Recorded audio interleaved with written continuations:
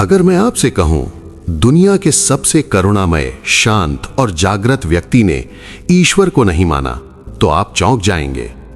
जिस व्यक्ति को आज करोड़ों लोग भगवान मानते हैं, उसी तथागत बुद्ध ने खुद ईश्वर के अस्तित्व पर चुप्पी साध ली।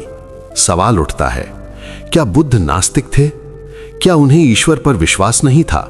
या फिर वो सच्चाई इतनी गहरी थी कि आम इंसान उसे समझ ही नहीं सकता? आज की ये कहानी आपकी आस्था, सोच और जीवन देखने का नजरिया तीनों को हिला देगी। वीडियो को अंत तक देखना, क्योंकि आखिरी बात आपको खुद से एक नया सवाल पूछने पर मजबूर कर देगी। तथागत बुद्ध कोई साधारण व्यक्ति नहीं थे। वो राजा के पुत्र थे। ऐशो आराम, शक्ति और वैभव सब कुछ उनके पास था। फिर भी उन्होंने सब छोड़ दिया। क्यों? क्योंकि उन्होंने देखा बीमारी, बुढ़ापा, मृत्यु और दुख, और तब उनके मन में एक ही सवाल उठा, मनुष्य दुखी क्यों है? यही सवाल उन्हें राजमहल से जंगल, तपस्या और अंततः बोधि वृक्ष तक ले गया। तो फिर असली सवाल, बुद्ध ने ईश्वर को क्यों नहीं माना? सबसे पहले एक बहुत बड़ा भ्रम तोड़ते हैं। बुद्ध ने कभी साफ शब्दों में नहीं कहा कि ईश्वर नहीं है, और ना ही उन्होंने कहा कि ईश्वर है। उन्होंने इस सवाल को ही गलत सवाल बताया। बुद्ध कहते थे, अगर तुम्हारा घर जल रहा हो और तुम ये पूछो कि आग किसने लगाई, तो क्या तुम पहले आग बुझाओगे या आग लगाने वाले को ढूंढोगे? उनके अनुसार इंसान दुख में जल रहा है और वो पूछ रहा है, ईश्वर है या नहीं, किसने दुनिया बनाई? बुद्ध बोले, पहले दुख बुझाओ, बाकी सवाल बाद में। 4 आर्य सत्य, 4 नोबल ट्रूथ्स। बुद्ध ने ईश्वर नहीं, सत्य पर ध्यान दिया। उन्होंने 4 आर्य सत्य बताए। 1, जीवन में दुख है।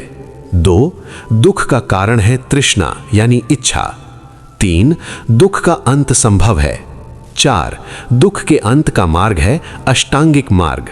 ध्यान दीजिए, यहां कहीं भी ईश्वर का जिक्र नहीं है, क्योंकि दुख का कारण ईश्वर नहीं बल्कि हमारी इच्छा है। धर्मों में अक्सर कहा जाता है सब ईश्वर की मर्जी है, लेकिन बुद्ध ने कहा, तुम जो हो वो तुम्हारे कर्मों का परिणाम है। मतलब ईश्वर जिम्मेदार नहीं, भाग्य जिम्मेदार नहीं, तुम खुद जिम्मेदार हो। ये बात उस समय के समाज के लिए क्रांतिकारी और खतरनाक थी। बुद्ध ने कहा, किसी बात को सिर्फ इसलिए मत मानो क्योंकि वो शास्त्रों में लिखी है या किसी गुरु ने कही है। उन्होंने कालाम सूत्र में साफ कहा, अनुभव करो, जांचो, समझो, फिर मानो। ईश्वर का विचार उस समय डर और अंधविश्वास से भरा हुआ था। बुद्ध नहीं चाहते थे कि इंसान डर के सहारे अच्छा बने। बुद्ध ने देखा, जब इंसान ध्यान करता है, जब वो सचेत होता है, जब उसमें करुणा जागती है, तो लालच घटता है, क्रोध मिटता है, अहंकार टूटता है। तो फिर सवाल उठता है, अगर इंसान खुद बदल सकता है तो ईश्वर की जरूरत कहां रह जाती है? बुद्ध ने लोगों से यह नहीं कहा, मेरी पूजा करो, मुझे भगवान मानो। उन्होंने कहा, अपदीपो भव, यानी खुद अपना दीपक बनो। यह बात इतनी शक्तिशाली थी कि सदियों बाद भी दुनिया इसे दोहराती है। क्या बुद्ध नास्तिक थे? नहीं, बुद्ध नास्तिक भी नहीं थे और आस्तिक भी नहीं। वो थे व्यावहारिक सत्यवादी। उनके लिए सवाल था, क्या ये विश्वास तुम्हारे दुख को कम कर रहा है? अगर हां तो ठीक, अगर नहीं तो उसे छोड़ दो। बुद्ध का मौन सबसे बड़ा उत्तर। जब लोग उनसे पूछते, ईश्वर है या नहीं, तो बुद्ध मौन रहते। क्यों? क्योंकि कुछ सवालों का जवाब शब्दों में नहीं, अनुभव में होता है।